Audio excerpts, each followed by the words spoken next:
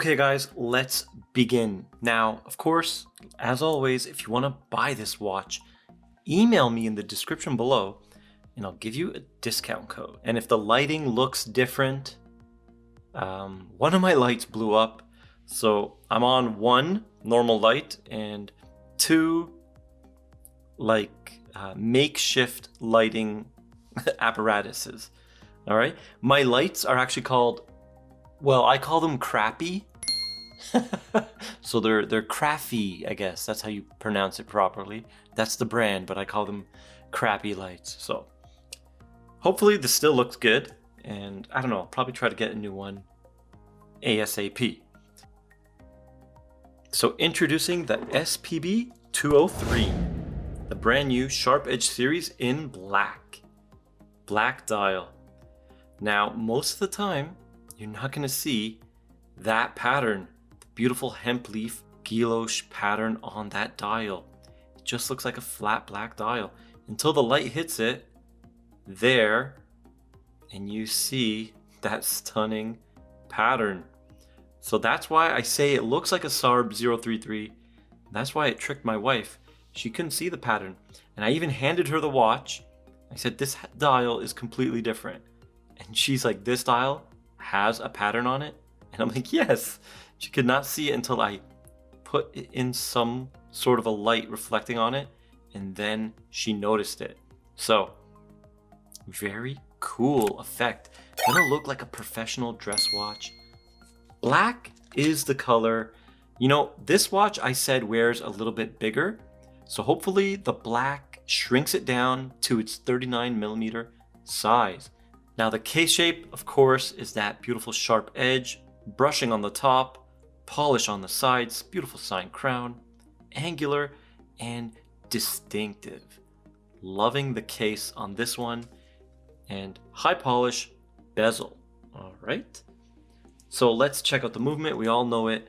The 6R35, 70 hours power reserve, hack Henwine automatic, 24 joules, 21.6 VPH, and it's a well-known movement now. Seiko putting in everything. All right. We're going to check out its accuracy near the end of the video. And you know what? At the end of the video, I'm gonna go on Chrono24 and we're gonna check out some used prices on the SARB033. If anyone is still even on the video and even cares, why not? Let's check it out. Okay, the measurements. This is why it reminds me of the SARB. A lot of people saying it reminds them of the SARX, SARX035, or I forget the other number, 41 or something, but that is a 40.8 or 41 basically. The SARB was a 38.3. So this one, 39.3. So a lot closer to that SARB dimension. And then we have a thinness of 11.1 and a lug to lug of 47.2. Very nice. And if we compare that to the Rolex Explorer, 39 diameter, 12 thick, 48 lug to lug. And I wore the Explorer for a bit. I did not like it. It's a 39 that wears like a 41. This one has that same vibe. It wears bigger, but I'm gonna see if the black dial shrinks it. This one does have Diashield sapphire crystal as well with AR. So very nice there. I don't believe the SARBs had Diashield. I don't remember. Guys, let me know down in the comments. Did the SARB033 have Diashield coating? The dial and hands on this thing are stunning. The hands just look like beautiful sharp-edged swords. And they're half, I guess, sandblasted because they don't look brushed. They look just blasted. Bead blasted? I don't know. So they look half matte and half high polish. And I didn't see any brushing lines. I'll try to show some macros. But the way they catch the light is awesome. Always legible, beautiful. The faceted indices, look at them sparkling, catching the light. They got lume on the outer edge of those faceted indices. The SARB had the lume on the inner edge of the indices. So a little bit different there. Pop in that crown. And of course, that beautiful hemp leaf pattern, which is very difficult to see on the black dial. A little bit difficult to see on the green and blue, but easier than the black. And the white dial, sharp is the easiest to see. You can see the pattern from a mile away because it is white. This one, don't see the pattern unless the light hits it. There, I got it. This new setup is tough until I get my light back. So let's check out the price. 1,000 USD. All right, sapphire crystal, dia shield, 3-day power reserve, 100 meters of water resist, sports dress watch. It blurs the line between dress watch and sports watch, everyday watch. Beautiful bracelet, much better than the SARBs. Look at that finishing. The brushing is so fine detailed, and the gap on the clasp is amazingly thin. Very nice, all solid end links, solid links. It is pins and collars and has a milled clasp. Now let's look at, so there's the clasp, how it closes. Minimal gap, especially when it's on the wrist, like that. Now I have here the Black Alpinist. Okay, and this one is more of the SARB bracelet, basically a SARB bracelet with the female end links. We got male on the new Sharp. And of course, all solid as well. But let's look at the clasp. Look at that gap. Okay, it's not really even. Okay, so that is the old SARB bracelet. 1 micro adjust. So not a bad bracelet, of course. Feels nice, very smooth, no hot spots. Feels like a great bracelet, but definitely quality-wise, the new one is a tier above. Definitely a tier above. Now you have the same micro adjust with one, but it's just the finishing and the brushing and the little polish edges on the mid link adds so much value. And I love, of course, that beveled edge on the milled clasp for comfort when it hits your wrist. But that bracelet has it as well. And I don't think the old SARB bracelet had that clasp. Let me know down in the comments. I don't have my SARBs anymore. I wasn't a fan of the bracelet and I didn't like it on the strap, so I got rid of it. So the bracelet sometimes is a make or break for people. And I like this one. This one's not bad. But like, I didn't like the aftermarket options. I did not like the strap code with a huge clasp. I didn't like that. I didn't like the thick Angus. It didn't suit the watch. So I wasn't happy with any of them. I guess the best one would be the Uncle Seiko Beads of Rice. But again, I like solid end links. I don't like the metal digging in to the back of the case with the folded ones. Just my personal, crazy, picky preference. And man, this watch looks stunning. All right, let's do a wrist shot.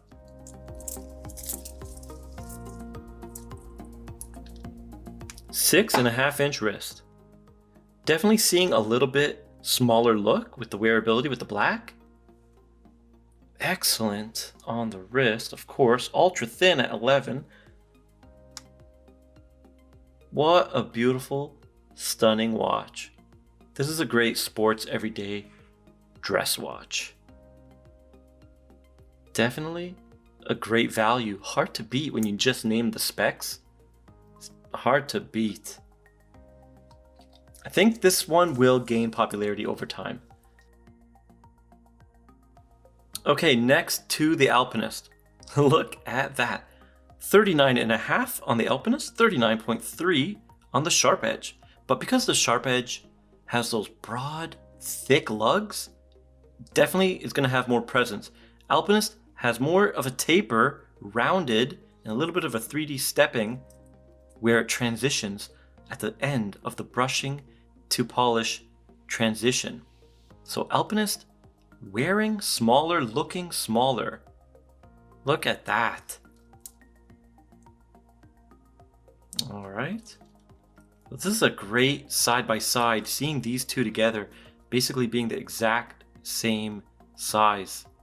And then you can see which one wears better, or bigger, sorry. This is all dial, and the compass around the side definitely shrinks the dial, shrinks the visuals. What do you guys think? And the reason why I call it a sports watch is not only the hardened materials, the dye shield and the sapphire and the 100-meter water resist, it looks a little bit sporty with that case. Like if I bring out this is a dress watch. Okay, this is a 40 mil Longines. It's kind of a beast. Look how big is it? Wow. Man, I love this dress watch from Longines. I just wish it was a bit smaller.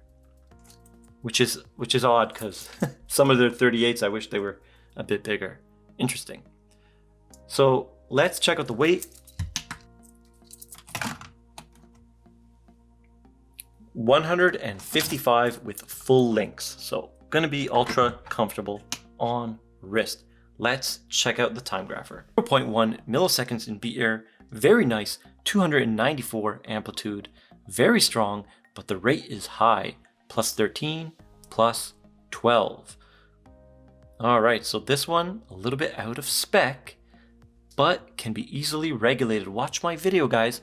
How do I regulate my Seikos? It's an old video, but it clearly demonstrates how easy they are to regulate. But if you're not a pro or you don't have any practice, I don't recommend doing it on your new watch 100%. I wish I could just open it up and move it down a hair, because that's all it needs. The thickness of a human hair would get this down to 0. That's how much you have to move it. I'm not exaggerating. That's basically how much for about plus 15 seconds a day. I don't see any snowflakes, strong amplitude, low beat error, so it's a very good candidate to be regulated. It is gonna slow down a bit after the 1 month break-in period. I feel like it'll settle down at plus 10, but still, you might want to regulate this.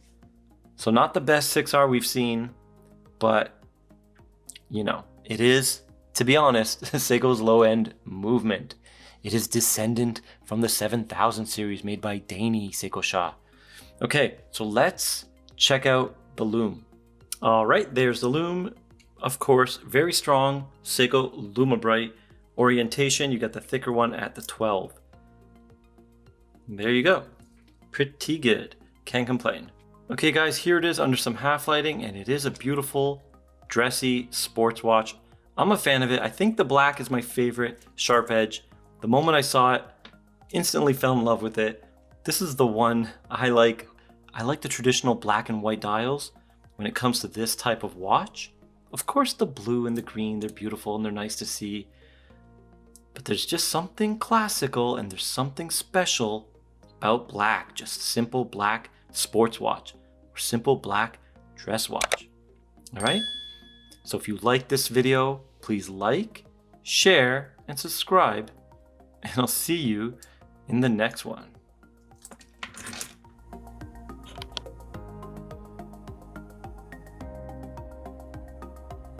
Here we are on Chrono 24. These are Canadian prices, so a little bit less for the US. Just gonna check some out. Seiko Spirit, they are calling it. Oh my god, look at this one. He added a fluted bezel and a ultra crooked Mickey Mouse Cyclops. Wannabe date just with the cheap Jubilee, looks like from strap code. No, wait, they don't use female end links. Maybe Uncle Seiko. Yeah, we got a milled clasp there. Okay. Oh god. As more and more people butcher their SARBs with this Mickey Mouse stuff, definitely gonna increase the price even more for the untouched, I don't want to say it, let's just say untouched SARBs will definitely go up in price. Ooh, look at all those scratches from the strap changes. Yikes. Okay. So at least he's not charging too much for his creation with the crooked, the ultra crooked Cyclops. Hopefully that dust is not under the crystal and he did it in a clean environment. Yeah. Awesome. Okay, so that's terrible. Now let's look at Oh my god, look at this one. $2,000 almost. Canadian. Looks kind of like a Rolex. Yeah, oh my god, the chapter ring. Let's see. Look at that. X doesn't line up, which is pretty accurate for the real Rolexes. So not bad there. X. I can't read that. X, probably Explorer. Oh yeah. So it says it here. X, P-L-O-R-E-R. X and then Plorer. X and then Plorer, X and then Plorer. Wow. That's ghetto. And then we got the cheesy green seconds hand. Ooh, trying to be a Milgauss and an Explorer. Oh my god. Parts bin. And of course the dial says super and it's blocked. It's probably going to say super laxative. You know how Rolex likes to put that. Yeah, there we go. Superlative. Super laxative chronometer. Wow. Anyways, 6-hour movement at the bottom. That's nice that it's accurate. And it says Yabokis. Oh god, Yabokis. What are you doing? What are you doing? This Mickey Mouse stuff. So another butchered SARB. Okay, he gives you the original parts. It's not bad. As long as it's not dinged up and scratched up. The hand's probably a little bit of scratching. You're gonna be able to restore your watch for $2,000. God, it's a terrible mod. At least take some better photos and at least clean it up. Now, ooh, here we go. SARB033. Spirit. Has this watch always been called the Spirit? Oh, the terrible Angus we have on this one. 1,000-meter diver's clasp on a dress watch. The beefiest links. Super does not go. It kind of looks okay from the top view down, but any other view, look at this. It's like putting 50-inch rims on a Corolla. Like it's just a big wheels, tiny body. At least he didn't put a Cyclops. And he wants 1,400. Yeah, that's not happening. So these SARBs are getting tough to get. This one looks original. This one looks new. This one looks clean. Box and papers. Yeah, not bad. 1,600. Okay, so this one too. Oh, mint condition. Used, but mint condition. So you can find some great ones untouched. I like that. For roughly this is about the same price as the new Sharp Edge. So it's not too hard, but it's going to get harder, of course. And I'm only looking at one place. Maybe you guys can find better deals on eBay. I don't know. I haven't checked eBay yet. And I don't know if I'll even put this in the video. Ooh. Look at this. Damn. That's a lot. Alright guys, maybe I'll throw this at the end of the video. I don't know if anyone cares, but I just wanted to check out the SARB prices. The date is February 11 today, 2021. So pretty early in the year, and I think it's going to dwindle by 2022 to almost no supply of the beautiful SARB that everyone loves. Alright, if you like this video, please like, share, and subscribe, and I'll see you in the next one.